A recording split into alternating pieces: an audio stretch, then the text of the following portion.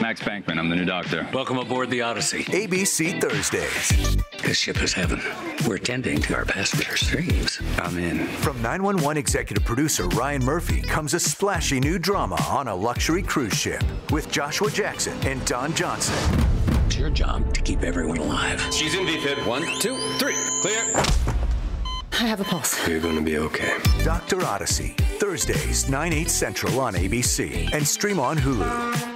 If we're talking about the things that make me irritated, if your child is in therapy and the focus is on this why, we have to get to the root of it, you don't need to do that. Sometimes it's obvious, sometimes it's not, but it's going to be consistently, I want certainty and comfort. We need to address how the disorder works, how worry works, rather than being down in the weeds and trying to rearrange and accommodate and figure out how to get the worry gone. Don't have to do that. Welcome to Season 7 of Flusterclux with Lynn Lyons, where we'll talk about managing anxiety and all the other emotions too.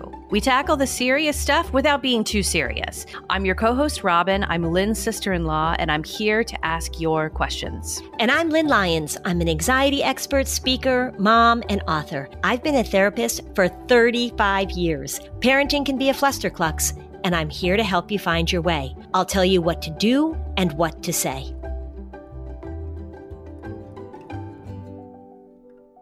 Hey, Lynn. Hey, Robin. So everybody, Lynn's a little salty today. I am a little salty. And so before we started recording, I said to Robin, are people just going to get tired of me complaining about things and not offering solutions? And I think I do offer solutions, but I've been up for a while. Okay, so let me just preface this by saying that last night I probably got like the worst night of sleep I've gotten in a really long time. But I don't care about that. I still got up and I went to the gym. So I've been up for hours. And I've been thinking about things. And I think these are things I really do believe and get frustrated with, but add a little bit of extra like grumpy sauce on top. And that's where I am. Okay. So here's the thing, people. Lynn is always trying to be really like judicious and professional on the podcast because she's very professional. Yes, I try to be. But you're very passionate about this. And I hear the passion and the profanity. And it's time that all the listeners who are clinicians, who are helping, and all the parents whose kids are seeking clinical help from schools, private therapy, listen up, people, because you could be doing this wrong. Let's just say it. You might not be really helping your kid because there are these 3 things that just keep coming up and making Lynn grumpy. They keep making me grumpy. It is true. And I think, Robin, you will back me up on this. I am generally like a positive, I'm a pretty happy person, just like my demeanor, like I'm a pretty positive person. And I've been so irritated about these 3 things. So I just had a few weeks of doing a lot of consults because I don't take new people on very often. But every once in a while, there's a family that's struggling, or the schools that I work with have a family that's struggling. And so I will talk to parents whose kids are in therapy, or they've been working on this and they're trying to get help at school. Maybe the school is trying to put a plan in place. And over the last few weeks, as I've done a bunch of these consults, these 3 things keep coming up. And I'm just beside myself because we've got to stop doing these things. And so I feel like I'm screaming into the void. So that's what I want to talk about. Let's take this out of anxiety and mental health. And let's think about what's a physical thing we could talk about. When I was growing up, everyone thought that if you had a cut or an infection, you were doing basic first aid, you should put peroxide on the cut. And that's what everyone thought. And then like, it's so validating to see the white bubbles on the cut because you think, man, I'm cleaning this cut. I'm getting all of those germs away, right? It was like a combination of the scrubbing bubbles of that. Remember that commercial with the scrubbing bubbles, right? Right. It's so satisfying. However, evidence-based information that isn't actually what you should put on the cut. Mm-hmm. I've heard that if you put that Neosporin, like antibacterial cream, that heals it a lot faster than hydrogen peroxide. Right. So hydrogen peroxide just seems like it's the satisfying solution, but actually like a triple antibiotic ointment, that's just not as satisfying. No. But it's the data is there. to show that that is what prepares the wound. So the hydrogen peroxide in mental health and in families when you've got kids who are really anxious, there's all these things that seem very satisfying and seem like the short-term solutions. And you have been trying to tell the industry for years, don't use hydrogen peroxide. But it's really hard to get people to stop using hydrogen peroxide. Everyone wants to do something that's instantly gratifying because we love our kids. Right. And the things that we shouldn't do, or the things that parents do intuitively, it actually does help in the short term.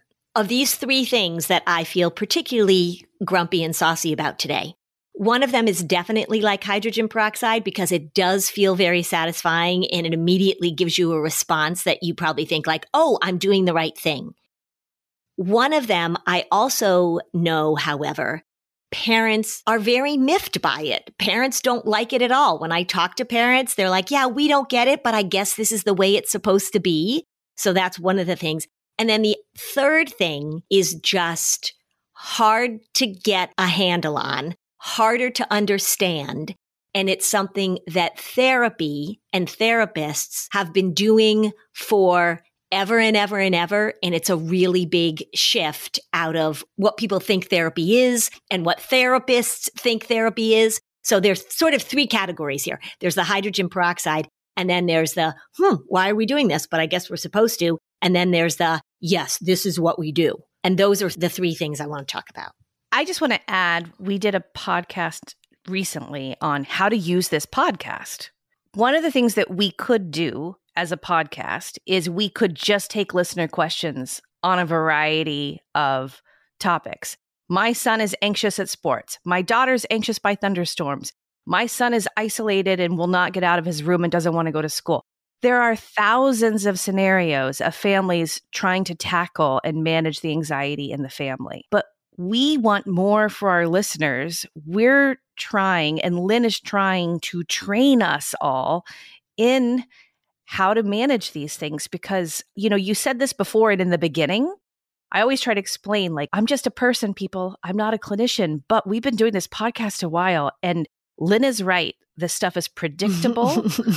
This stuff is simple and not complicated. And you're trying to train us not to need you. Correct. I'm trying to work myself out of a job here. And this is, and I guess probably one of the other reasons I feel a little grumpy and a little saucy today, other than the fact that I had a bad night's sleep, which isn't really an excuse. Is it irritability and anxiety pattern, Lynn? It is, yeah. But also, I value sleep and I like sleep, but I'm not somebody who, if I don't get a good night's sleep, it really throws me. I just sort of go with it. Like, I'm not really, unlike other people in my family, I'm not totally obsessed with getting a certain amount of sleep. Anyway, the thing about these particular issues is that when I talk to clinicians or when I talk to schools, when I talk to people that I have talked to a lot and they still are doing the same things, that really gets me going. And that's sort of what I experienced. Okay, it's time to say these 3 things before we go to break. Okay, I'm going to say them. Number 1, the hydrogen peroxide one, something that feels good immediately, but is not going to be a good long-term plan, is when we offer reassurance. Number 1 is that I'm going to differentiate between offering reassurance and being supportive, because those are 2 different things. The second thing is that parents should be involved in the therapy. Why are kids being seen alone by therapists? Parents have no idea what's going on in the therapist room. They don't have goals. They don't have things that they're working on. I don't get it, but I keep hearing it over and over and over and over again. That's the one that parents are like, I don't really like this, but I guess that's how it's supposed to be. And then the third thing is, one of my greatest hits, is that you don't have to figure out why your kid is anxious. You don't have to spend all this time digging into sort of understanding what's the trigger, what's going on. You just have to focus on how you teach a child to tolerate uncertainty and move into things that feel difficult or anxiety-provoking without all this discussion of why. And those 3 things, if you can get those 3 things, it will be life-changing. I promise. Okay, we'll take a break and then we'll come back and change our lives. Okay. You know, Lynn, I love fall, Halloween and leaf peeping, but the fall is actually your and my busiest travel season. It is. And can I tell you why I'm so obsessed with Liquid IV? Go ahead. Okay, it was actually you and your passion for Liquid IV. And I cannot tell you how much I love having a cold bottle of water with Liquid IV on my flights. Now it is my ritual. Yeah, I have a hard time just pounding water. So even when I'm on a plane and they come by and say, what can I get you to drink? I'm like, oh, I know I should drink water. But if I've got Liquid IV, I'm really going to drink it. I keep a container of it in my refrigerator all the time. I do a ton of hiking, and having that there to drink and rehydrate has been so easy for me to do something that I know is so good for me. Well, their new hydration multiplier and immune support comes in mango passion fruit, which is my favorite flavor. And with 5 times the daily value of vitamin C and 3 times the electrolytes of the leading sports drink, you give your body and the immune system the support it needs while you are feeling like you're on your way to the tropics. And Liquid IV is always non-GMO, vegan, gluten-free, dairy-free, and soy-free. So tear, pour, live more. 1 stick plus 16 ounces of water hydrates better than water alone. Support everyday wellness with Liquid IV. Get 20% off your first order of Liquid IV when you go to liquidiv.com and use the code FLUSTER at checkout. That's 20% off your first order when you shop Better Hydration today using promo code FLUSTER at liquidiv.com. This message is sponsored by Greenlight. As your kids get older, some things about parenting get easier. Like they'll get dressed in the morning for school by themselves. But others don't, like having that conversation about money. And the fact is, kids won't really know how to manage their money until they're actually in charge of it. And that's where Greenlight can help. Greenlight is a debit card and a money app for families. Parents can send money to their kids, keep an eye on kids' spending and saving. Kids and teens build money confidence and lifelong financial literacy skills. With the Greenlight app, kids learn how to save, invest, and spend wisely, thanks to games that teach money skills in a fun, accessible way. The Greenlight app also includes a chores feature where you can set up one-time or recurring chores. You can customize it to your family's needs. I love it. Makes it really easy to pay them for the projects that I give them because, let's face it, we're busy and sometimes we forget and then they don't want to do the chores the next time. Yeah, and I think that helping kids understand that you can earn money, that you can do things responsibly, and save money. I think one of the great things that we can do with our money financial literacy with kids is teach kids that saving money in order to spend it on something worthwhile is a great practice to have. And this app helps parents and kids do that together. Millions of parents and kids are learning about money on Greenlight, and it's the easy, convenient way for parents to raise financially smart kids and families to navigate this financial life together. So sign up for Greenlight today and get your first month free when you go to greenlight.com/fluster. That's greenlight.com/fluster to try Greenlight for free. Greenlight.com/fluster. Americans take about 20,000 breaths a day and spend an average of 90% of their time indoors. The indoor air that we breathe can be up to 100 times more polluted than outdoor air, according to the EPA. I mean, stop and think about that. Indoor air pollutants can cause respiratory symptoms like sneezing, congestion, scratchy throat, even more serious health problems like lung and heart disease. So what's the solution? Introducing Air Doctor, the air purifier that filters out 99.99% of dangerous contaminants so your lungs don't have to.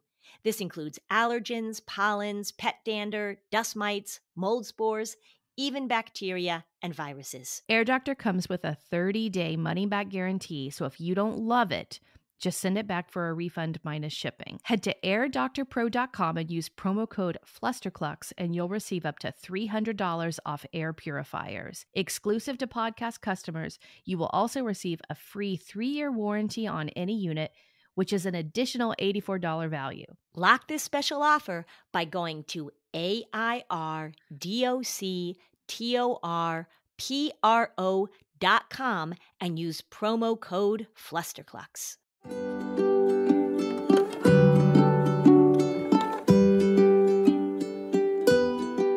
Okay, we're back.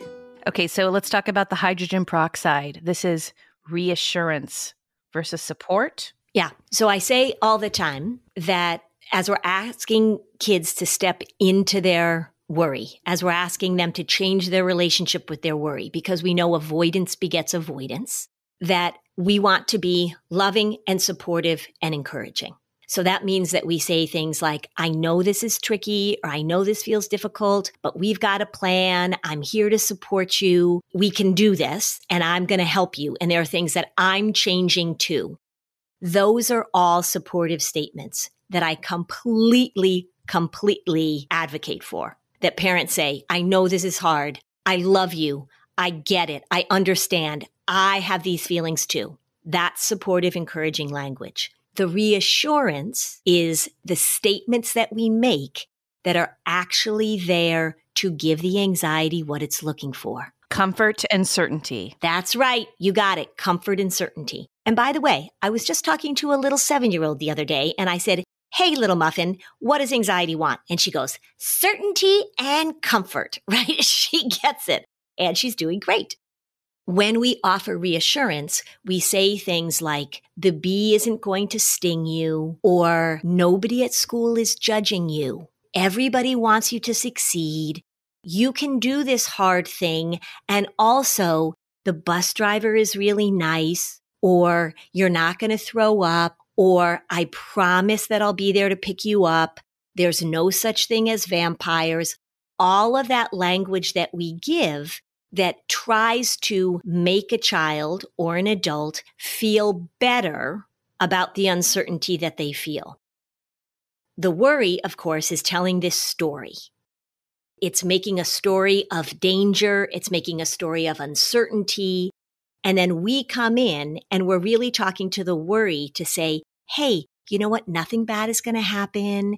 And it's not likely. This is why I don't like that cognitive behavioral thing of what's the evidence to support this belief. When we come in and offer reassurance, we are giving the worry, trying to give the worry exactly what it wants. Here's the reason that it doesn't work, because then the worry just says, yeah, but.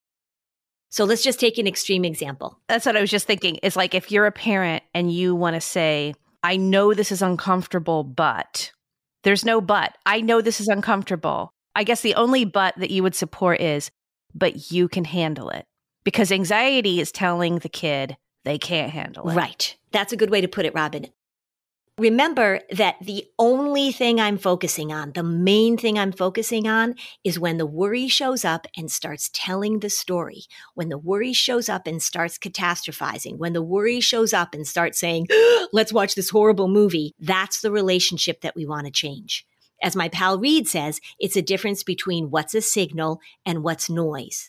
And worry wants to take all of this noise and turn it into signals. So the more that as a clinician, as a school counselor, as a teacher, as a parent, the more that you step in and say, well, what we need to do is we need to come up with enough evidence or reassurance or facts or statistics so that the worry says, oh, okay, doesn't work. Because the worry doesn't say, oh, okay. The worry says, yeah, but.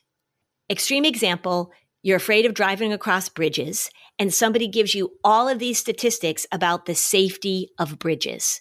Bridges are safe. Bridges don't collapse. And then the worry says, oh, yeah, but remember that bridge that did collapse in Philadelphia? Or do you remember that bridge that did collapse in Minneapolis? It could happen.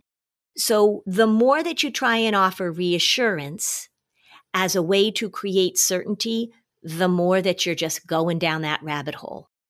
It is also a very common pattern when we're dealing with OCD, because OCD is the ultimate doubt factory.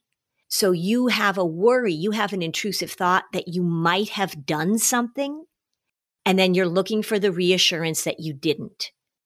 So a kid might say, I think I might have told a lie at school, or I think I might have cheated on my test, or I think I might have hit somebody, or I think I might have, and then we step in right away with the hydrogen peroxide. First, you might say, oh, why do you think you did that?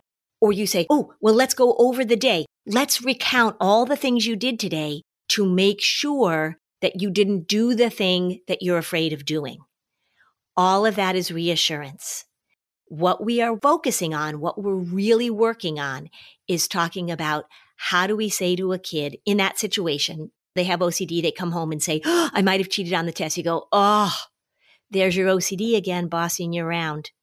And then we offer support. We say, I know this is hard. I wish you didn't have to deal with this. I get it. I know it's a struggle, but let's not fall for what the OCD or what the worry want you to fall for. Let's create that distance. Let's step back from it.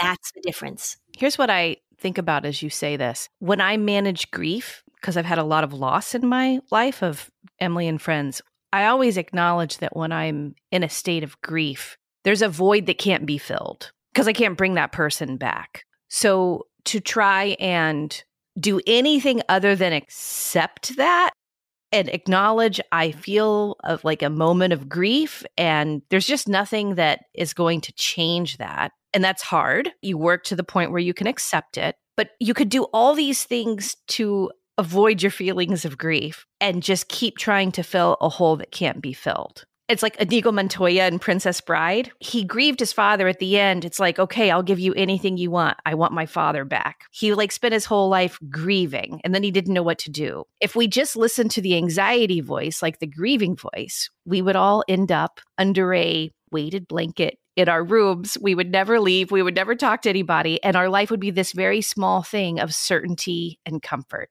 And that's no way to live either. Right. And trying to get certainty and comfort. Right. By avoiding. By avoiding. And doing all these things. So the reassurance, it can be the verbal reassurance.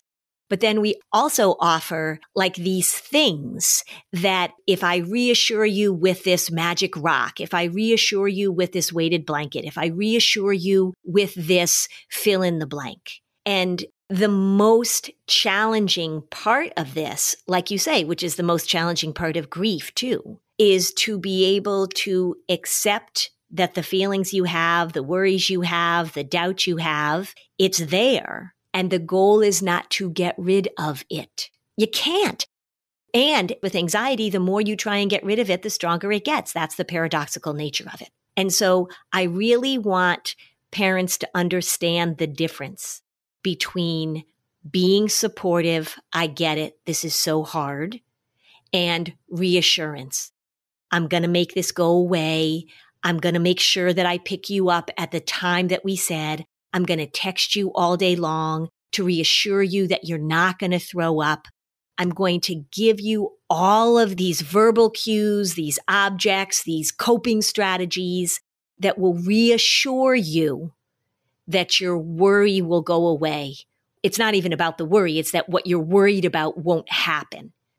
And this is why it's so tricky if you've got a kid who's worrying about death or worrying about, there are kids that worry about feeling feelings. We probably did an episode on that. We probably had a listener question about that. My child has difficulty feeling things. Kids that won't watch movies because they're afraid of feeling. So all of that reassurance, you'll be okay. Nothing bad is going to happen. I'll make sure this, we'll make sure that. We're going to put this accommodation in place. We'll let all your teachers know. You won't see that kid in the hallway. All of that reassurance is very different than supportive, encouraging. I know this is hard. I love you. I empathize. I understand. We've got to stay away from the reassurance. When I was in 4th grade, it was a phase I had. I grew up in Oklahoma. And I had this fear of tornadoes for a brief period because we encountered a lot of tornadoes. Right. But when I was in 4th grade, for some reason, even though like a tornado did go through our neighborhood when I was 2, it wasn't until I was in 4th grade that all of a sudden I would see the tornado storm alert icon on the TV. You know, when I was watching Brady Bunch or something, I would freak out that there was going to be a tornado. If you've got a kid who's like seeing this and you're like, don't worry, honey, there's not going to be a tornado. They just put the watch sign on to err on the side of cautious. Well, one day there is a tornado. And if all along you've just been telling your 4th grader, don't worry, there won't be a tornado. Well, there is a tornado at some point. And all that time, you could have been teaching that child to respond differently to the worry pattern of, oh, there's an emergency and there could be a tornado. And if someone had said, there's an emergency, there could be a tornado, it's just a response of your worry right now. Mm-hmm. That's what I'm just trying to make a point. That's the differentiation between signals and noise. You lived in Oklahoma, so there were tornado warnings. I grew up in New England. We don't really have tornado warnings. The difference would be that when you were watching TV and you saw the little tornado watch, which means conditions are kind of right for a tornado, it would be important for you to have some information about what we do if there's a tornado. But if you're sitting there watching Saved by the Bell, watching Brady Bunch, watching Gilligan's Island, and the whole time you're focused on creating an emergency when there's not an emergency, that's worry. So you're taking the noise and turning it into a signal. If there's really a signal, if there really is a tornado, then we want to problem solve. But people start to worry in anticipation of what could happen. If you've got a child who's worried about getting sick, if you've got a child who's worried about death, if you've got a child who's worried about maybe they're going to grow up and become a drug user, all of that is treating that worry noise as if it's actually happening. And that is where worry takes over. Worry wants to promote noise into signals. That's what it wants to do. And when we reassure, we're not looking at the process.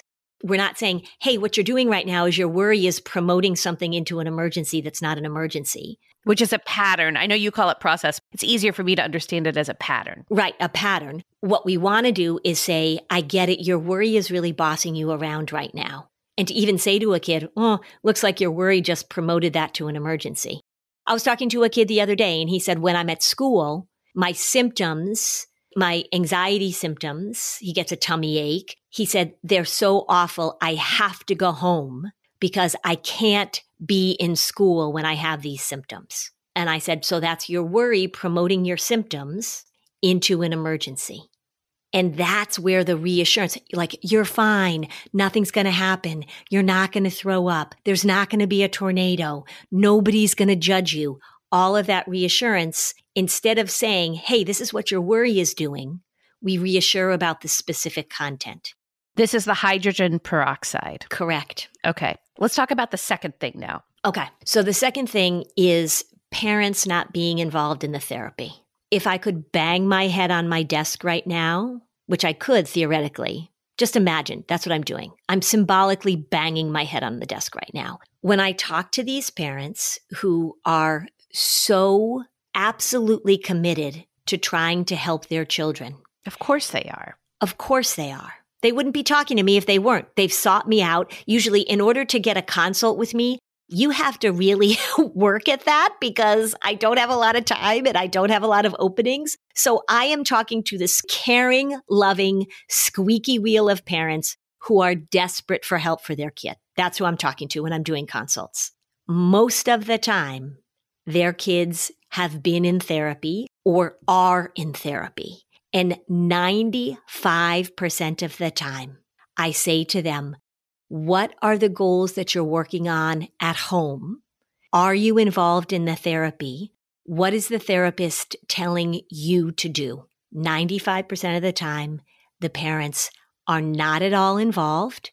They've met with the therapist maybe at the beginning, or they met for 5 minutes at the end of a session. But when I ask parents, what are the skills you're working on? And what are you doing in the therapy? They have no idea. The therapy is happening without the parents. And I swear, I don't get it. I don't understand why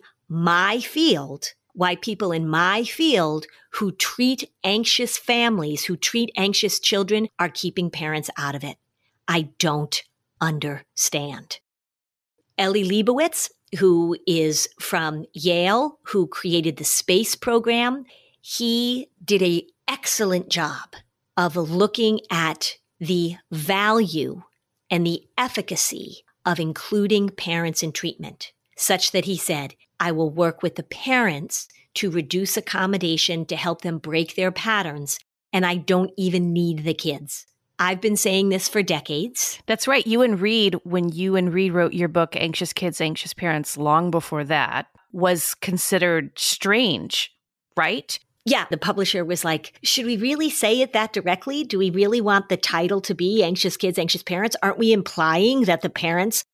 No, we're not implying, actually, everybody. We're saying this is what we're seeing. And our goal was not to shame parents and not to blame parents, but to just say, hey, look, we're social creatures. This thing runs in families. And even if a parent, which doesn't happen very often, honestly. But even if both parents were super not anxious, they still need skills. They still need skills. So I don't like the analogy because people always say depression is like diabetes. But let me just use this as an analogy. If a child is diagnosed with type 1 diabetes, the parents need an enormous amount of education and support so that they know what to do. Why are we keeping parents out of therapy? Why do we think it's better to take an 8-year-old into the office and talk about things and not give the parents the information they need? It is making me bonkers. And the reason it's making me bonkers is because I've been saying this for years and years and years.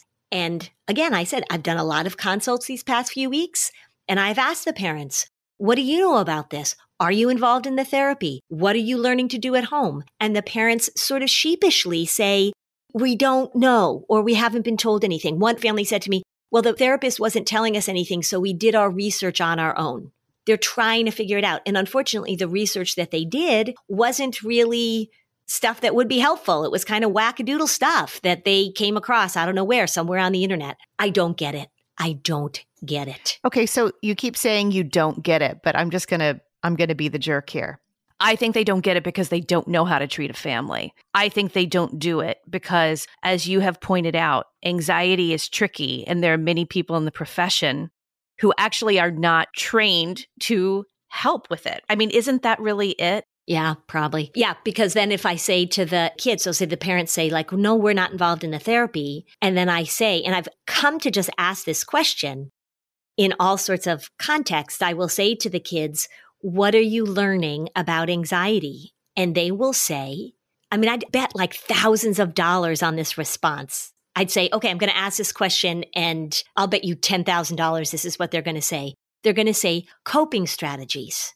Right. Isn't that the majority of these cases is a therapist who is trying to help by wanting to, let's talk about what you're anxious about. Tell me why you're anxious. Yes. And we'll get to that because that's the third thing that's on my nerves. But what the therapist will then do is teach coping strategies. Breathing, distraction. Breathing, distraction. I don't hear skills in that list. Not skills. Breathing, distraction. That's what I hear. And then these kids are told or come to believe that when they are feeling worried, when they are feeling anxious, they need to get out of the situation. So that's the other thing, breathing, distraction, taking breaks, that they need to get out of the situation, practice their breathing, and oftentimes, and I was just told this the other day, that they are to get on their phone and watch a video of something. And again, I am not against breathing, everybody. Breathing is a really effective way to get your nervous system back where it needs to be. Breathing is a really good way to let the amygdala know that you're actually not in a life or death situation. So I'm not against breathing.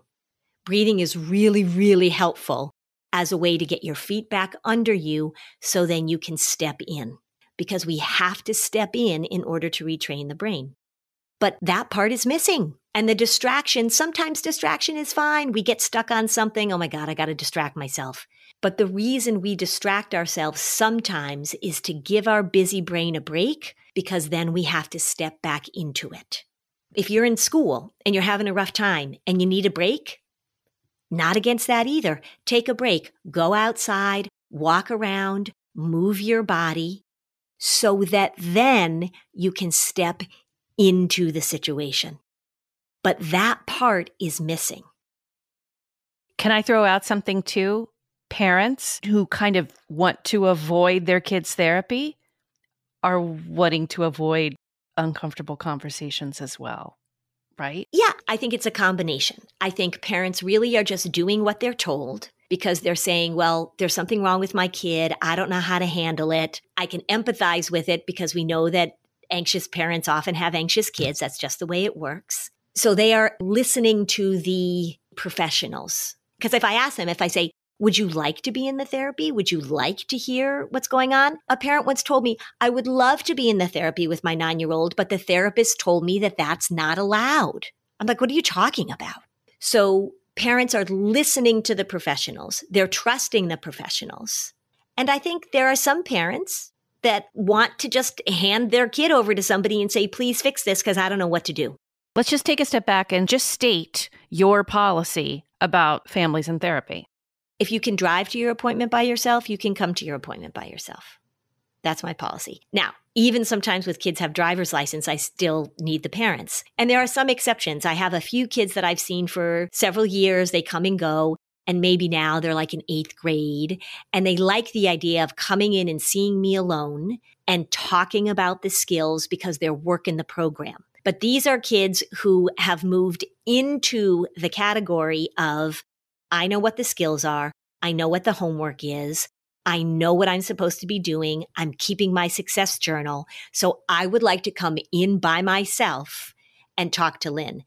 The parents are right there. The parents are right there, but we don't start there. And I'm going to meet with the parents a lot, particularly at the beginning. And even if a child is 14 or 15 and the parents have no information about this thing, I met with a family where the child was 15. Clearly, the anxiety had been going on for years and years and years, but the parents had never gotten help for it. They always just tried to reassure and accommodate. So even though the child was 15, I needed to start with the parents. They needed information and they needed a lot of help. I know you probably don't say anything, but I'm going to push you. So when you meet a clinician who says, I don't have parents come and join the practice, what do you really wish you could say to them? Well, I do say it actually. Oh, okay. Yeah.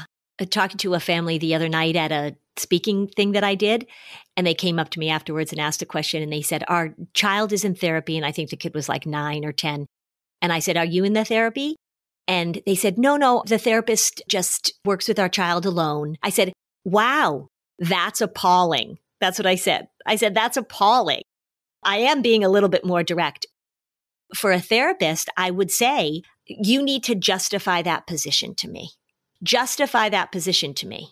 And then they can't. And I say, what are the homework assignments that you're doing between sessions?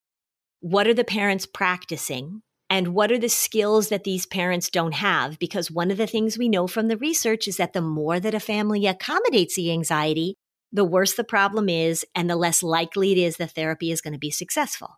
So I will say to a clinician, you need to justify that to me because I don't agree with it. And honestly, I don't get it. So they hear that from me pretty directly, whether they like it or not. Right. And there might be some clinicians hearing this who haven't heard it from you directly.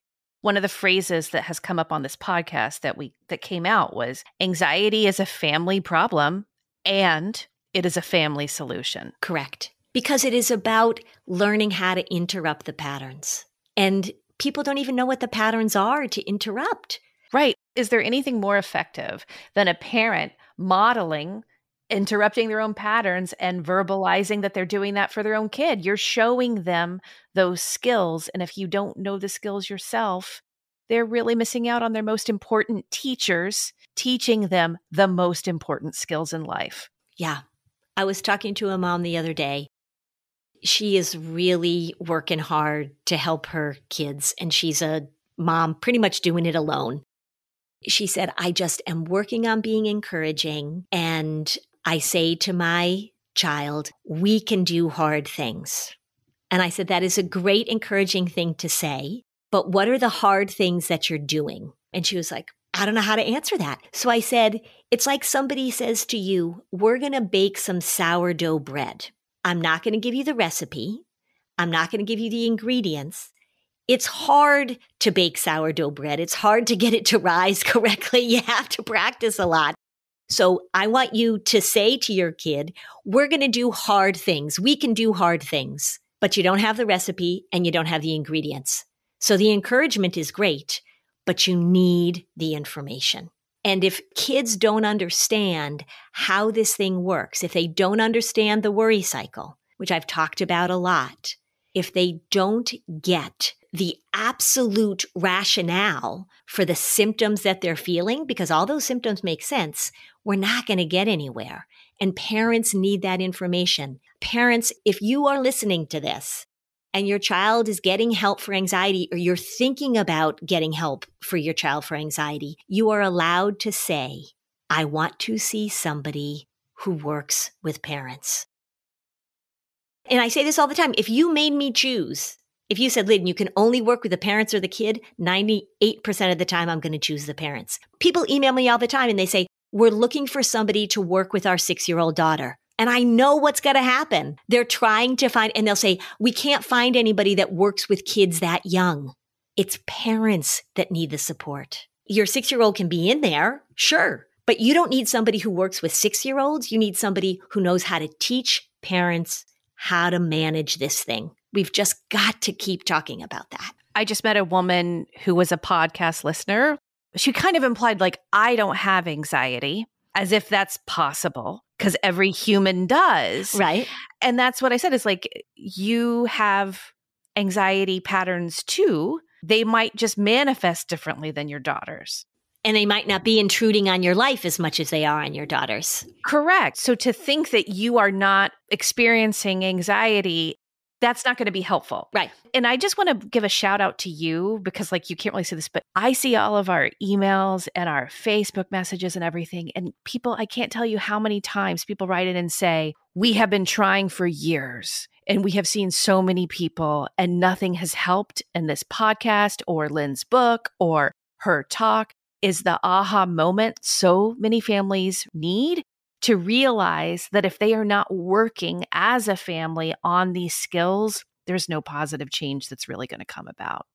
When I'm feeling particularly defeated or grumpy, I do forget that we do get a lot of emails that say, the podcast changed the way I think about anxiety, or it's completely changed the way I respond to my anxious child. So I do appreciate that, and I do get that.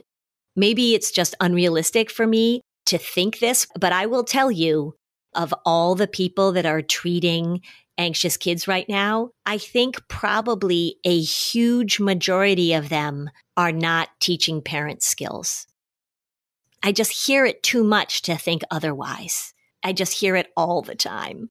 I just think that it's important for us to be so blunt, because if you are a family really trying to make positive change for your kids and yourselves, and you have been spinning your wheels, barking up a tree that isn't likely going to have that impact, you kind of want to know that as soon as possible. Yeah. I talked to a kid the other day, and he has a really nice therapist. And I said, what do you do in therapy? And he says, we talk about the stuff that makes me anxious. I really like talking to him. And I just wanted to be like, you're not going to get anywhere. No skills are taught. No skills were taught. Yeah. Let's bring it home and talk about number 3 after this break. At Sierra, discover top workout gear at incredible prices, which might lead to another discovery. Your headphones haven't been connected this whole time. Awkward. Discover top brands at unexpectedly low prices. Sierra, let's get moving. Turns out, a delightfully clean home can make for a delightful start to the day. At Mrs. Meyer's, everything we make is inspired by the garden. With plant-derived and other thoughtfully chosen ingredients, our cleaning products smell like a dream and work like the Dickens, leaving your home sparkly clean and your to-do list tackled in no time. Goodness, there's no better feeling than that. Mrs. Meyer's, rooted in goodness. Visit mrsmeyers.com today. Imagine what's possible when learning doesn't get in the way of life. At Capella University, our game-changing FlexPath learning format lets you set your own deadlines so you can learn at a time and pace that works for you. It's an education you can tailor to your schedule. That means you don't have to put your life on hold to pursue your professional goals. Instead, enjoy learning your way and earn your degree without missing a beat. A different future is closer than you think with Capella University. Learn more at capella.edu.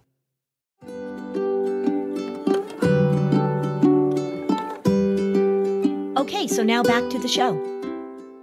So this is the last thing, and I've talked about this a lot, so I don't have to talk about this too much. This is about getting out of the why and really focusing on the how. If you are trying to help your child and you are stuck on, focused on, going over and over and over, trying to figure out why they are worried about something, it doesn't make sense. We have to get to the root of it. We have to figure out the cause of it. We have to get to the source of it. If that's where you're stuck, I'm giving you permission to not be stuck there. Because one, we know that anxiety is caused by two major things. One is that it runs in the family. That's okay. Talked about that. We get it. And two is that perhaps something did happen. So we have several episodes where something happened, where the boulder fell on that poor little girl hiking and she was traumatized by it. You do not have to spend all this time talking about why your child is anxious. Particularly if you have a child who's anxious and worried about school, there is an enormous amount of energy and resources and conversations and therapy trying to figure out why your child is anxious in school. Once we've ruled out they're not being bullied, we've done some good testing to make sure that they don't have some sort of academic or learning disability that's making it hard for them to learn, and we can provide supports for that. It's uncertainty, everybody. It's uncertainty. And if we follow the course of worry through the lifespan, the content of what you worry about just changes. And I was just talking to a young woman, and we were reminiscing about the things that her worry used to grab onto and what it grabs onto now. It is all about uncertainty. It's about feeling uncomfortable. It's about the story that your worry tells you. It is not about the content. Again, if we're talking about the things that make me irritated, is that if your child is in therapy and the focus is on this why, we have to get to the root of it, you don't need to do that. Sometimes it's obvious, sometimes it's not, but it's going to be consistently, I want certainty and comfort. We need to address how the disorder works, how worry works, rather than being down in the weeds and trying to rearrange and accommodate and figure out how to get the worry gone. Don't have to do that. So a family has a daughter who's 12, and all of a sudden the daughter's like, I can't sleep in my room by myself. This is like a new thing. They've never really had any issues. And all of a sudden this daughter's like, I will not sleep in my room by myself. I have to sleep in here with you. And it comes out of the blue. It's a new thing. And the family's like, why is she so anxious? What you want the family instead to say, this pattern is here now and it's bigger. How do we handle this pattern? Not how do we make her more comfortable in her sleep? Because you're trying to get the family to want her to have the skills before she goes to bed, to not start ruminating and worrying about falling asleep and being alone. It doesn't matter if it's monsters in the closet. She's heightening that state. And sometimes, so say the exact scenario that you're describing happens. And I might say, any idea why this is grabbing you now? And they might say, well, I saw this video. Remember that Slender Man thing? I saw this video with Slender Man, or I was watching this movie, or I heard on the news that. So there's something that got it going, that then once we have that, then the goal is not to sort of figure out how do we address the possibility that you're going to get kidnapped, or how do we address the possibility that there are ghosts. We start talking about how did worry create a story that you are now treating like an emergency. And I will tell you that for 12-year-olds who suddenly won't sleep in their room, if I go back a little bit, it's generally that was there before, except the parents were able to accommodate it and figure it out. There's a temperament. There's a pattern of, I worry about things. I need certainty. I need comfort. And then something grabbed on. Something grabbed on. Like the episode we did a few weeks ago where the girl grabbed on to the fact that her parents were having sex. That was just a topic that grabbed on, right? Just the topic. So instead of saying, she's like, I will not let that happen again. Yes, that's it. Yeah. Go back and listen to that episode because that's a good one. But that's content. And so once we begin to recognize, and a lot of times families have been dealing with this for a long time, and they're playing whack-a-mole. They're trying to figure out what's the content or trying to figure out why. As I said at the beginning, therapy and therapists have a long history of feeling as if they need to get in there and figure out the why. Sometimes it's obvious, sometimes it's not. It's not necessary. Anxiety is about dealing with uncertainty, wanting to create certainty, and promoting things to an emergency that are not an emergency. And I don't care what you promote. It could be a thunderstorm, a bee sting, your parents having sex, some movie that you saw, a video you watched on Instagram or TikTok. Doesn't matter to me. The why is interesting. The how is what we're talking about. How do you recognize you are taking something that's not an emergency and promoting it to an emergency? Pursuing the why teaches no skills. Correct. And even if you get the answer, okay, fine. So what? You figured out why your car isn't starting? But you've learned no skills. Now you need somebody to fix your car. You got to have the skills. You got to have the skills. Okay. So you got that all off your chest. Yeah, but I'll tell you, I'm sweating right now. Is that good? Maybe it's cleansing. I don't know. I got so worked up. I feel better. I feel cleansed. I'm hoping that this trend of including parents in therapy will continue to spread. I'm just going to keep my expectations realistic, and I'm maybe going to not drink so much coffee. Thanks for listening. And if you found this podcast helpful, please give us a 5-star review on Apple Podcasts. It helps other people find this information. And if you'd like to dig deeper on any of these topics, we have specialized playlists on our Spotify profile, and the link is in the show notes. Topics like teens, depression, and OCD. Bye, Lynn. Bye, Robin. Hi there, I'm Andrea Owen, self-help author with 19 translations of my books, global keynote speaker, and life coach. My podcast, Make Some Noise, has been serving up self-help in a simple-to-digest way for the last decade. The topics brought in each episode are practical and easy to implement around topics such as working through fears that keep you stuck, different modalities of therapy, managing your negative self-talk, and more. We bring you guest experts, solo episodes, and I even coach listeners on the air around relatable struggles. I also do my best to weave my sense of humor into some heavy topics because, let's face it, life can be pretty hard, and it's so much better when we can have some fun while walking through our challenges. Whether you're seasoned in personal development or just starting out, Make Some Noise podcast will help you become the best version of yourself, the person you're proud of when you look in the mirror and show up in your life. Simply search Make Some Noise with Andrea Owen wherever you listen to your podcasts.